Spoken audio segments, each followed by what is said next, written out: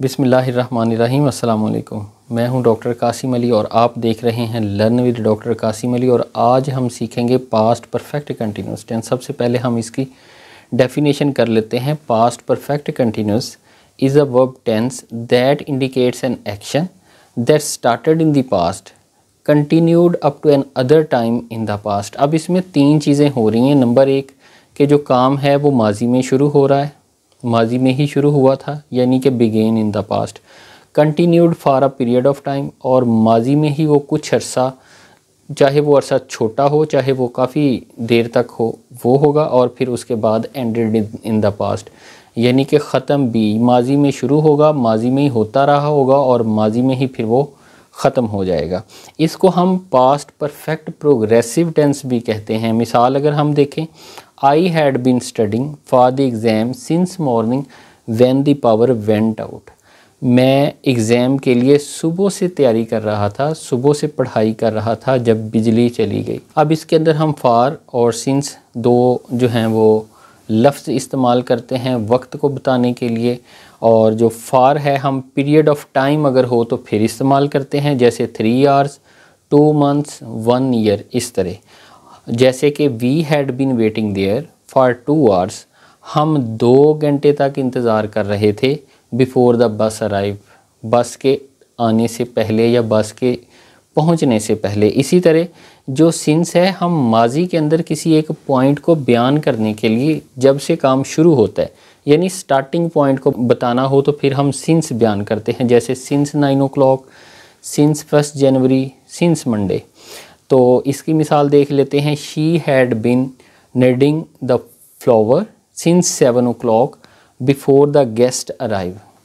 जब मेहमान पहुँचे उनके पहुँचने से पहले वो 7 बजे से आटा गूंद रही थी। अब हम आते हैं कि सिंस कहाँ कहाँ इस्तेमाल होगा। इसको मैंने थोड़ा सा एलेबोरेट किया है। सिंस जो है पास्ट वक्त को बयान करने के लिए जो स्टार्टिंग पॉइंट है उसको बयान करने के लिए हम सिंस लगाते हैं, जैसे सिंस 7 o'clock, सिंस थर्सडे। इसी तरह ये सारे जो हैं इनके साथ सिंस लगेगा।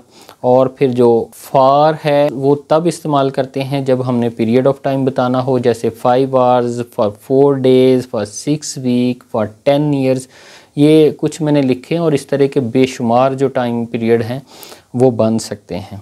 अब जो पास्ट परफेक्ट कंटिन्यूस टेंस है, सम टाइम ऐसे होता है कि इसमें 2 एक्शन होते हैं, यानी 2 काम हो रहे होते हैं। एक काम पहले हो रहा होता है, एक काम जो है वो बाद में हो रहा होता है। तो इसमें क्या होगा, जब 2 काम हो रहे होंगे तो एक कंप्लीट सेंटेंस के 2 हिस्से होंगे, यानी 2 पार्ट होंगे।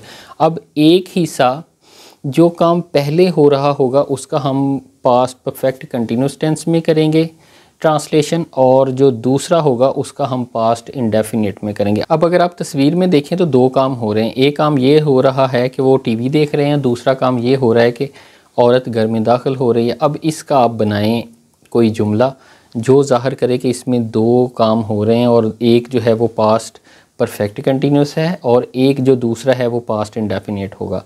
तो चलें जी, ये वाला वो सेंटेंस हम बना सकते हैं, जैसे they had been watching TV for 2 hours. वो 2 घंटे तक टीवी देख रहे थे। व्हेन शी एंटर्ड होम, जब वो घर दाखिल हुई। जो हैड बीन वॉचिंग है ये पास्ट परफेक्ट कंटिन्यूस है। शी एंटर्ड होम ये वाला पास्ट इंडेफिनिट है जी। अब हम ये देखते हैं कि जो हम टाइम पीरियड इस्तेमाल करते हैं जिसके लिए हम फॉर और सिंस इस्तेमाल कर रहे हैं, क्या ये कंपलसरी है, क्या ये ज़रूरी है? क्योंकि हमने प्रेजेंट परफेक्ट कंटिन्यूस में ये कहा था कि टाइम पीरियड का होना बहुत ज़रूरी है, लेकिन इसमें ये ऑप्शनल है। आप टाइम पीरियड इस्तेमाल करें या ना इस्तेमाल करें, दोनों सूरतों में ये टेंस जो है वो ठीक रहता है।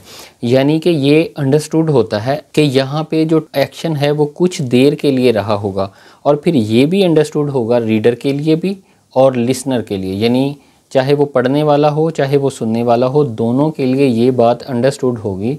उसे इस बात की समझ होगी कि चूँकि ये पास्ट परफेक्ट कंटिन्यूस है तो इसके अंदर जो टाइम पीरियड है अंदर ही मौजूद है, वो काम जो है वो कुछ अरसे तक हुआ है। अब हम आते हैं इसकी उर्दू में आइडेंटिफिकेशन या शिनाख्त की तरफ। इसकी शिनाख्त बिल्कुल वैसी ही है जैसे पास्ट कंटिन्यूस है, यानी उर्दू फ़िक्रे के फ़ेल के आखिर पे रहा था, रही थी, रहे थे जैसे अल्फाज आएंगे, लेकिन साथ काम करने का कोई वक्त दिया होगा, यानी किसी मुकर्ररा मुद्दत तक, चाहे वो लिखा हो चाहे वो हमारी सेंस में हमें वो पता चल रहा होगा, अंदाज़ा हो रहा होगा, क्योंकि हम कहते हैं इसमें दो सेंटेंस आ जाते हैं, एक पहला होता है एक दूसरा होता है। जो दूसरा है वो हमें बता रहा होता है कि कोई काम पहले कुछ मुद्दत तक हुआ है।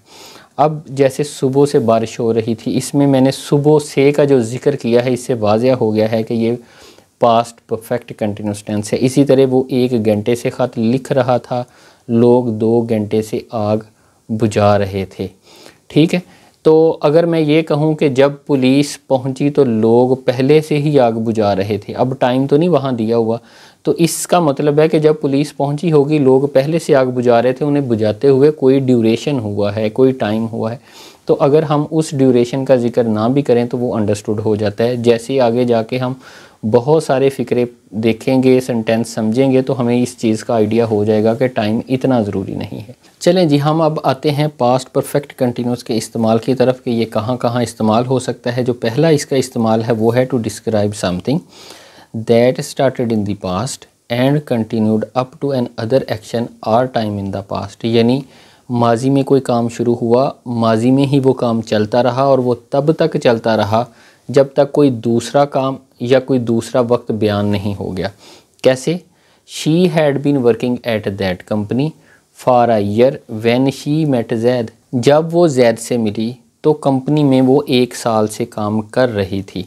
अब यहाँ पे आप देख सकते हैं कि शी मेट जैद ये एन अदर एक्शन है जिसको हमने पास्ट इंडेफिनिट में किया है। अब दूसरा फिक्रा देखते हैं। I had been walking for hours when I finally found the house. इसमें भी आप देखें जो दूसरा एक्शन है I finally found the house, ये वाला डिसाइड करता है कि इससे पहले कुछ दौरानिया काम होता रहा है। वो क्या काम होता रहा है? I had been walking for hours, मैं कई घंटों तक पैदल चल रहा था। तो अब इसका जो दूसरा इस्तेमाल है उसको हम देख लेते हैं। To describe something that finished just before another event in the past, यानी माजी में एक काम हो रहा होगा और उससे बिल्कुल पहले, थोड़ी देर पहले कोई एक और काम हो रहा होगा। जो पहले काम हो रहा होगा उसका हम पास्ट परफेक्ट कंटिन्यूस में करेंगे ट्रांसलेशन, और जो बाद में हो रहा होगा उसका हम पास्ट इंडेफिनिट में करेंगे। और जो बाद वाला होगा वो आम तौर पे जो माजी में है रिज़ल्ट को शो कर रहा होगा, पहले काम के रिज़ल्ट को कि उसके क्या नताइज हैं। देखें जुमले में, the pavement was wet, pavement कहते हैं पगडंडी को, पुख्ता आप कहें कि जो सड़क है उसको। इट हैड बिन रेनिंग, अब बारिश नहीं हो रही, लेकिन बारिश का जो नतीजा है, नतीजा क्या होता है कि सड़क जो है वो गीली हो जाती है, बाज़ार गीला हो जाता है। तो यहाँ भी ये लिखा है द पेमेंट वाज वेट, जो रोड था वो वेट था। इट हैड बिन रेनिंग, बारिश हो रही थी। तो उसने उस रिज़ल्ट को देख के बता दिया बारिश हो रही थी, हालांकि बारिश उस टाइम अभी थोड़ी देर पहले ही हुई होगी, कि इतना पहले हुई थी कि अभी पानी खुश्क नहीं हुआ था। दूसरा जुमला है the children had been playing, बच्चे खेल रहे थे। And so the room was mess, यही वजह थी जो कमरा था वो बहुत गंदा था। अब उसने कमरे के अंदर जो चीज़ें बिगड़ी हुई हैं उसको देखने के बाद ये अंदाज़ा लगा लिया कि बच्चे वहाँ पे खेल रहे थे। जो तीसरा है to describe an action that is the cause of another action in the past, के 2 काम हैं, एक काम जो है दूसरे का सबब है। जैसे Ayesha was completely exhausted, Ayesha मुकम्मल तौर पे थकी हुई थी। As she had been travelling continuously for 3 days, क्योंकि वो 3 दिन से मुसलसल सफ़र कर रही थी। अली वाज एंग्री, अली गुस्से में था। Because he had been waiting for them the whole day, क्योंकि वो उनके लिए पूरा दिन इंतज़ार कर रहा था। अब हम आते हैं सेंटेंस स्ट्रक्चर की तरफ। सेंटेंस स्ट्रक्चर में सबसे पहले अफर्मेटिव सेंटेंसेस हैं, उनमें आप देख लें। सबसे पहले आएगा सब्जेक्ट, फिर हैड, फिर बीन, फिर first form of the verb और उसके साथ आईएनजी, इसको हम प्रेजेंट पार्टिसिपल भी कहते हैं। उसके बाद ऑब्जेक्ट आएगा,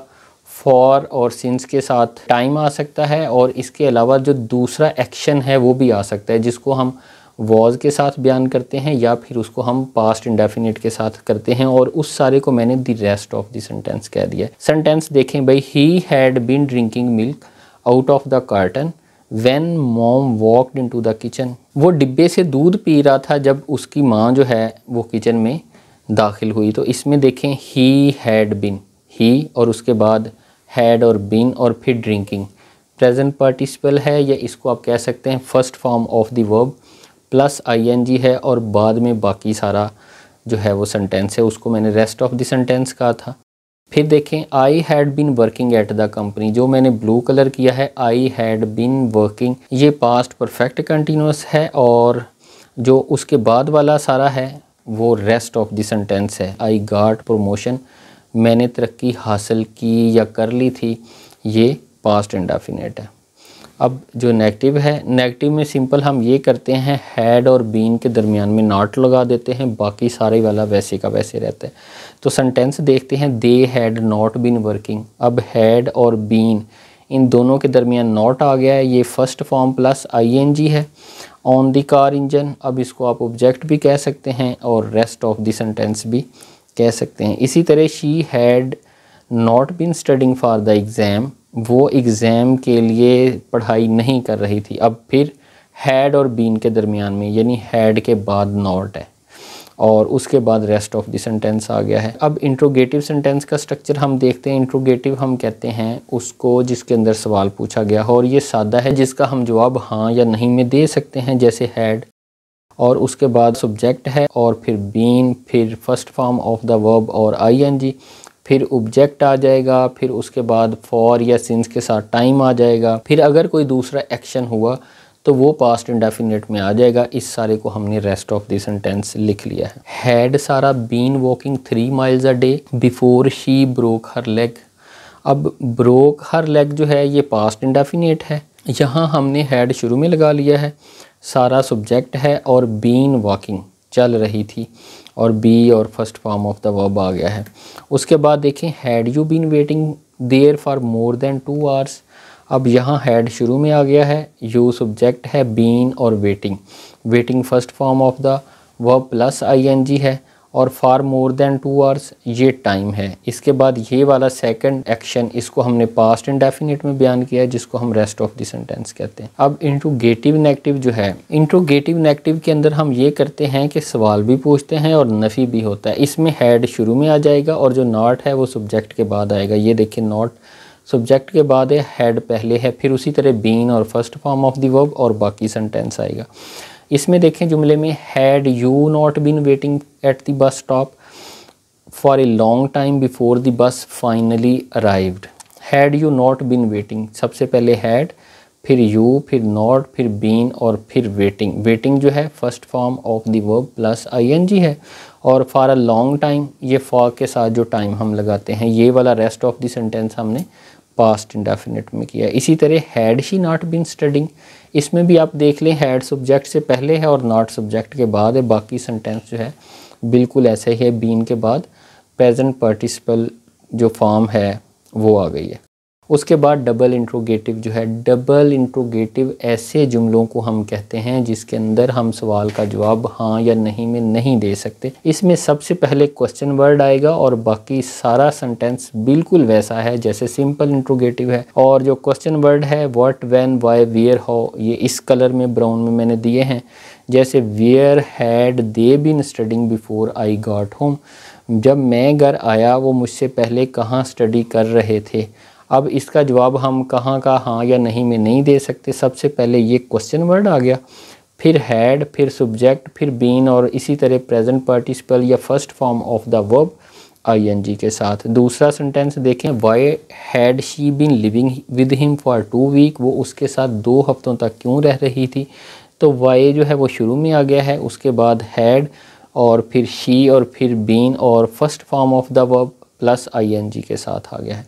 इसी तरह अगला आप देखते हैं, what had you been doing there since 2 o'clock। शुरू में क्वेश्चन वर्ड आ जाएगा व्हाट और बाकी सारा सेंटेंस जो है बिल्कुल जो सिंपल इंट्रोगेटिव है उसकी तरह आ जाएगा। अब हम ये देखते हैं जो पास्ट परफेक्ट कंटिन्यूअस टेंस है उसको हम कहाँ इस्तेमाल नहीं कर सकते। मैं पहले भी ये बता चुका हूँ कि जितने भी कंटिन्यूअस टेंस हैं या प्रोग्रेसिव टेंस हैं उनको हम कभी भी स्टैटिक वर्ब के साथ इस्तेमाल नहीं कर सकते। स्टैटिक वर्ब का भी बहुत मरतबा बता चुका हूँ कि हम उनको कहते हैं जिनके अंदर कोई स्टेट बयान की होती है, हालत बयान की गई होती है, उसमें एक्शन कोई नहीं हो सकता। वो हमारे थॉट्स यानी ख्यालात, इमोशन हमारे जज्बात, रिलेशनशिप हमारे वो रिश्ते, सेंसेस जो हमारी हिस्से हैं, जैसे चखना है, सुनना है, देखना है, ये सारे आ जाते हैं।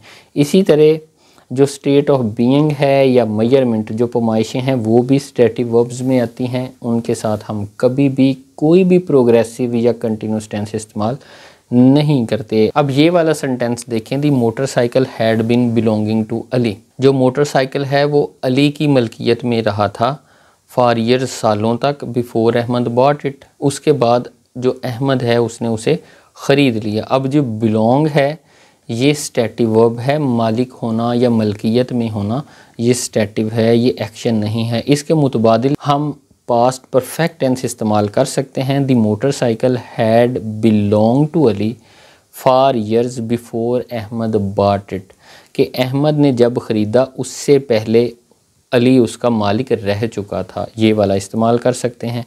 अब आगे हम देखते हैं कुछ सेंटेंस जो सादा से हैं, एक सिंगल एक्शन वाले हैं। मैंने डबल एक्शन इसमें नहीं लिया, इसको सिर्फ समझने के लिए।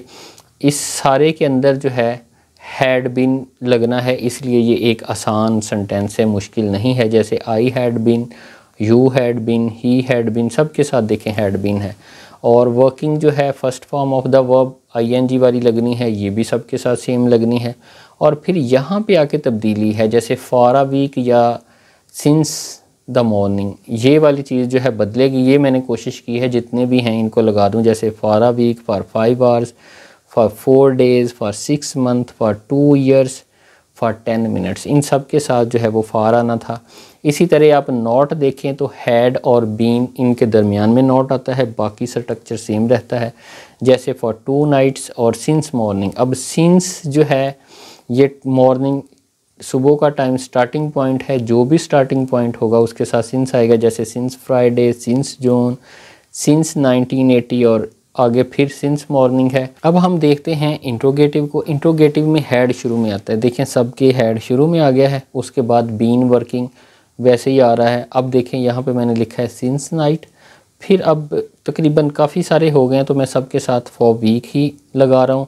और अगर हम देखें इंट्रोगेटिव नेगेटिव की तरफ, तो इंट्रोगेटिव नेगेटिव में हम हैड शुरू में लगाते हैं, सब्जेक्ट यानी आई, वी, ही, शी, दे, इसके बाद नॉट लगाते हैं।